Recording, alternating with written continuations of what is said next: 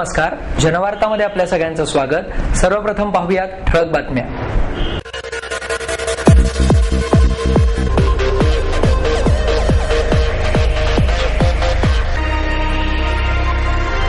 चित्रपट गीते ही प्रत्येकाच्या आयुष्याच्या काही सोनेरी क्षणांचे साथीदार असतात। ज्येष्ठ साहित्यिक नम जोशी यांचं मत। भाजप शहराध्यक्षांच्या नावाची घोषणा भाजपचा मुंबई येथील प्रदेश कार्यालयातून लवकरच करण्यात येईल, पक्षाचे राज्याचे प्रभारी व्यंकय्या नायडू यांची माहिती।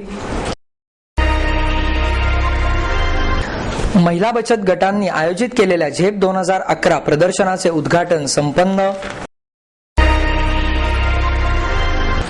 सदाशिव पेठेत 92 वर्षे सातत्याने कार्यरत असलेल्या श्री शिवाजी कुल या स्काउट गाईडच्या खुल्या पथकाचा जनवार्ताने घेतलेला आढावा। क्रांतिज्योती सावित्रीबाई फुले आणि ज्ञानज्योती फातिमाबी शेख अभियानाच्या वतीने राष्ट्रवादी काँग्रेसच्या शहराध्यक्षा वंदना चव्हाण यांच्या हस्ते प्राध्यापक प्रमिला गायकवाड यांचा सत्कार। आणि राजकीय व्यक्तींच्या वारसांना पदे देण्याऐवजी सर्वसामान्य कार्यकर्त्यांमधून पदाधिकाऱ्यांची निवड होणार आहे, युवक काँग्रेसचे राष्ट्रीय सरचिटणीस मोहम्मद शाहनवाज खान यांची माहिती। चित्रपट गीते ही प्रत्येकाच्या आयुष्याच्या काही सोनेरी क्षणांचे साथीदार असतात, असे मत ज्येष्ठ साहित्यिक नम जोशी यांनी व्यक्त केले। शिक्षक सोमनाथ वाईकर यांच्या रुपेरी गीतांच्या सोनेरी प्रतिमा या पुस्तकाचे प्रकाशन जोशी यांच्या हस्ते करण्यात आले। यावेळी अभिनेते राघवेंद्र कडकोळ, नगरसेवक बाळासाहेब बोडके, ज्येष्ठ पत्रकार सुरेशचंद्र पाध्ये उपस्थित होते। यावेळी बोलताना जोशी म्हणाले, वाईकरांना चित्रपट गीतांचे व्यसन आहे। दिवस रात्र ते त्याच तालात असतात। अनेक चित्रपट गीते त्यांनी ऐकली, मनात रुजवली व ती जीवनाशी साधर्म्य साधत जगलेही। गीतांमधील काव्य, तत्वज्ञान समजून घेण्याचा सतत प्रयत्न केला। पुस्तक हे लेखकाचे अपत्य असते, ते जन्माला घालण्यासाठी वयाची मर्यादा नसते। पुस्तकासाठी 1955 ते 1985 या कालमर्यादेतील गीतांची निवड करण्यात आली आहे। विविध प्रसंगावर आधारित विविध भाव व्यक्त करणारी, जीवनाचे तत्वज्ञान सांगणाऱ्या गीतांची निवड केली असून यात एकूण 46 चित्रपट गीतांचा समावेश करण्यात आला आहे, असे वाईकर यांनी सांगितले। कडकोळ म्हणाले, अनेक गाण्यांमध्ये उर्दू व फारसी शब्दांचा वापर केला आहे। गाण्यांच्या लयीने आपल्याला त्याचा अर्थ कळत नसला तरी आपण तो गातो, मात्र या पुस्तकामुळे त्या अबोध शब्दांचा बोध होतो। त्यांनी प्रत्येक गीत उत्तम प्रकारे उलगडून मांडले आहे। वाईकरांच्या लेखनालाही गीतांप्रमाणेच लय आहे, त्यामुळे पुस्तक वाचणे अधिक मनोरंजक होते। उद्धव कानडे यांनी सूत्रसंचालन केले। भाजप शहराध्यक्षांच्या नावाची घोषणा मुंबई येथील प्रदेश कार्यालयातून लवकरच करण्यात येईल, अशी माहिती व्यंकय्या नायडू यांनी दिली। भाजपच्या शहराध्यक्ष पदाच्या निवडीसंदर्भात आज नायडू येथे आले होते। डेक्कन येथील प्रेसिडेंट हॉटेलमध्ये त्यांनी मंडळ अध्यक्ष, शहर कार्यकारिणीतील प्रमुख पदाधिकारी, पक्षाचे आमदार अशा सुमारे 41 जणांची वैयक्तिक मते जाणून घेतली। सुमारे 2 तास ही चर्चा झाली। यानंतर पत्रकारांशी बोलताना नायडू म्हणाले, शहराध्यक्ष निवडीसाठी शहरातील प्रमुख पदाधिकाऱ्यांची मते जाणून घेतली।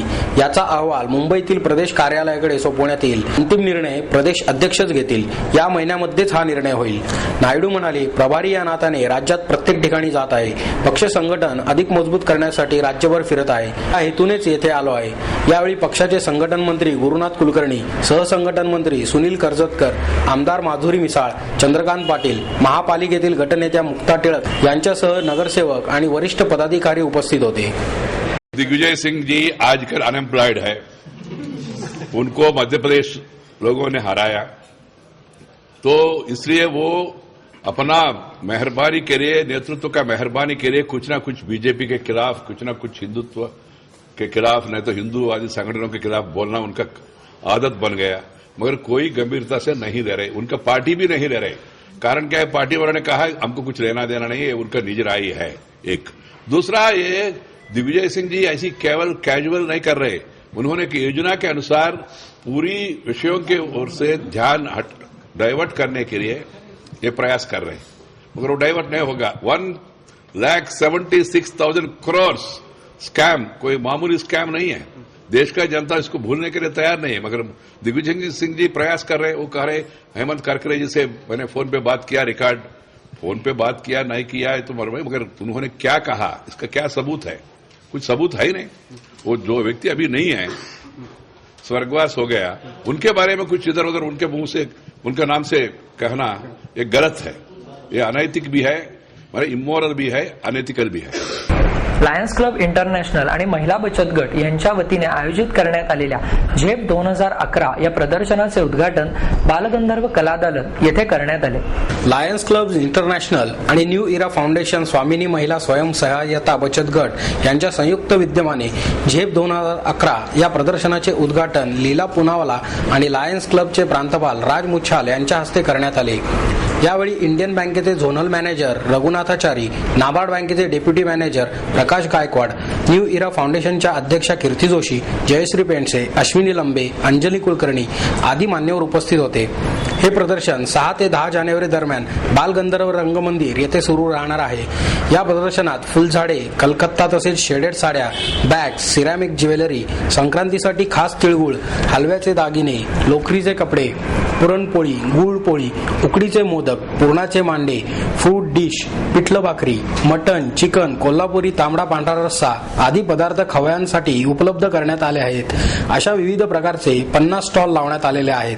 या प्रदर्शनात विज्ञान खेळण्यांचा स्टॉल सगळ्यांचे लक्ष वेधून घेत आहे. खास गृहिणींसाठी या प्रदर्शनात कांदा स्वस्त दराने विकला जाणार आहे.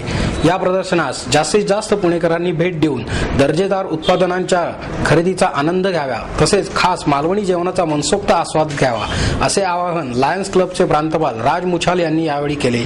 या प्रदर्शनाचे आयोजन न्यू इरा फाउंडेशनच्या कीर्ती जोशी, जयश्री पेंडसे, अश्विनी लंबे यांनी केले आहे. लायन्स आंतरराष्ट्रीय संघटनेने आता एक वेगळा उपक्रम आम्ही राबवण्याचा ठरवला. त्यासोबत आम्ही इरा फाउंडेशन जे पुण्यामध्ये 25,000 महिला बचत गटांची सदस्य संख्या असणारी ही महिला बचत गट संघटना आहे. महिला सबलीकरण हे एक आमचं वेगळं वैशिष्ट्य आहे कार्य करण्याचं लायन्स आंतरराष्ट्रीय संघटनेचं. त्या पोर्टफोलिओ अंतर्गत आम्ही हा एक्झिबिशन 50पेक्षा जास्त स्टॉल महिला बचत गटांचे इथे लावण्यात आलेले आहेत. पुणेकर नागरिकांना आम्ही आव्हान या माईकद्वारे करू इच्छितो. त्यांनी जास्तीत जास्त संख्येने इथे येऊन त्याचा लाभ घ्यावा आणि महिला सबलीकरण हे जे काही आता काळाची गरज आहे त्यासाठी न्यू इरा फाउंडेशनला आम्ही या वेगळ्या पद्धतीने मदतीचा हात म्हणा किंवा वेगळ्या पद्धतीचं एक्झिबिशन आम्ही लायन्स आंतरराष्ट्रीय संघटनेसोबत आणि त्यांच्यासोबत भरवलेलं आहे. वैशिष्ट्य अजून या प्रदर्शनाचं असं आहे की अपंग वधूवर सूचक मंडळ आणि त्यासोबतच अपंग वधूवर पुरस्कार जो काही आहे तोही आम्ही लायन्स संघटनेमार्फत या 4 दिवसाच्या या प्रदर्शनात देणार आहोत. जास्तीत जास्त पुणेकर नागरिकांनी याचा लाभ घ्यावा आणि आम्हाला सहकार्य करावं ही विनंती जनवार्ता न्यूज चॅनल यामार्फत आम्ही करत आहोत.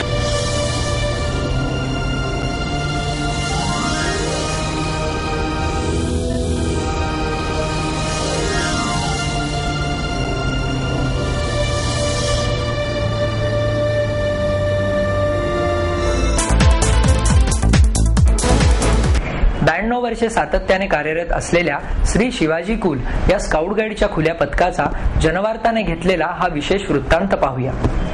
श्री शिवाजी कुल स्काउट गाईड खुले पथक गेले 92 वर्षापासून शहरात कार्यरत असणारी संस्था आहे. ही संस्था पंत सचिव स्काउट क्रीडांगण, उद्यान प्रसाद कार्यालयासमोर, सदाशिव पेठ या ठिकाणी संध्याकाळी 6 ते 7:30 वाजेपर्यंत मुलांचे विविध खेळ घेते. यात ज्युनियर केजी ते पहिलीचा पहिला गट यास बनी, 2री ते 5वीच्या गटास कप बुलबुल आणि 6वी ते 10वी या स्काउट गाईड असे विभाग आहेत. त्यात सोमवार ते शुक्रवार लंगडी, खो खो, व्हॉलीबॉल, थ्रोबॉल, लगोरी अशा प्रकारचे विविध खेळ घेतले जातात. शनिवारी स्काउट शिक्षण दिले जाते. यात प्रथमोपचार, आपत्कालीन स्थितीत काय करावे, स्वयंपाक, व्यक्तिमत्व विकास, वर्षाचे सण उत्सव, संस्थांना भेटी असे विविध प्रकारचे कार्यक्रम घेतले जातात. या मैदानावर 25 अधिकारी हे कुठलाही मोबदला न घेता कार्यरत आहेत. सध्या या ग्राउंडवर 250 मुले मुली येतात. तसेच कुल सप्ताह म्हणून 10 दिवसांचा क्रीडा महोत्सव भरतो. यात सर्व खेळांचे सामने आणि विविध शाळांचे संघही सहभागी होतात. संस्थेविषयी अधिक माहिती देताना समन्वयक धनश्री कुंटे म्हणाल्या, श्री शिवाजी कुल हे पुण्यातील नामांकित स्काउट गाईड प्रशिक्षण देणारी संस्था असं हे खुले पथक आहे. याची स्थापना 1919 साली नुमवीच्या प्रांगणात DP जोशी तसेच आबासाहेब नातू या 2 थोर व्यक्तींनी सुरू केलेले हे शिवाजी कुल आहे. आणि हे खुले पथक प्रथम नुमवीच्या प्रांगणात, नवीन मराठी तसेच डेक्कन या ठिकाणी भरत असे. पण सद्यस्थितीत आता हे शिवाजी कुल खुले पथक हे पंत सचिव स्काउट ग्राउंड, उद्यान प्रसाद कार्यालयाच्या समोर मुख्य सदाशिव पेठेतच मध्यवस्तीत सध्या हे संध्याकाळी मैदानावर मुलांचं हे खुले पथक भरतं आणि यामध्ये वयोगट म्हटला तर 4 वर्षापासून मुलं इथे असतात. वयोगट 4 ते 6 ह्या मुलांच्या गटाला स्काउट भाषेत बनी टमटोल असं म्हणतात आणि या ठिकाणी रोज 6 ते 7 ह्या मुलांचं ग्राउंड असतं.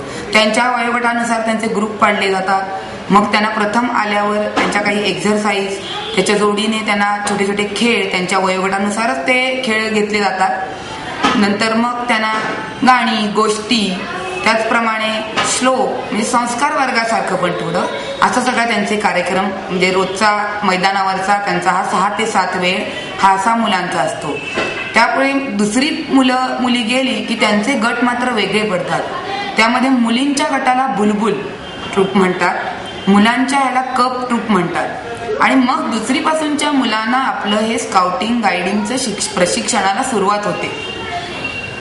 तर रोजचं सोमवार ते शुक्रवार ह्या वेळात मुलांना खेळत असतात, मैदानी खेळ असतात.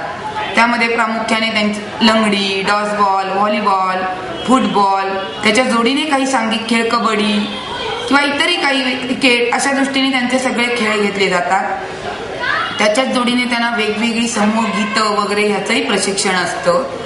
आणि शनिवार हा वार मुद्दामून सर्व 2री ते 10वी पर्यंतच्या मुलांना स्काउटिंगचं शिक्षण, त्यामध्ये टॉवर उभारणी हा एक भाग असतो की त्यांना तो प्रशिक्षणाचाच भाग असतो.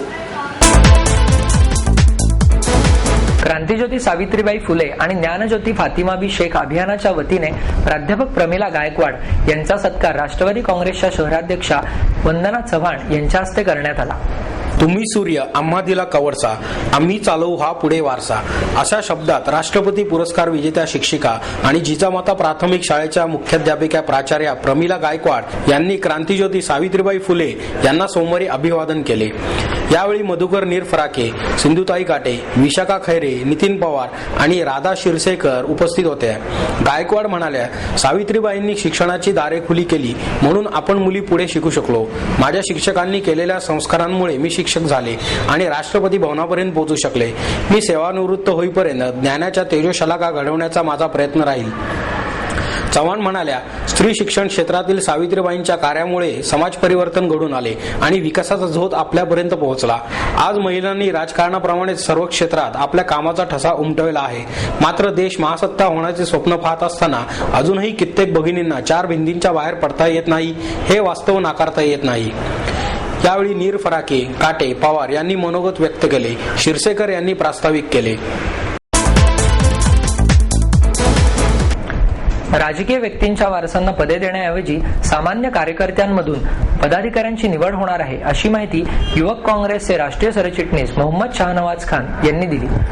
युवक काँग्रेसच्या वतीने राज्यात सभासद नोंदणी अभियान राबवण्यात येणार आहे.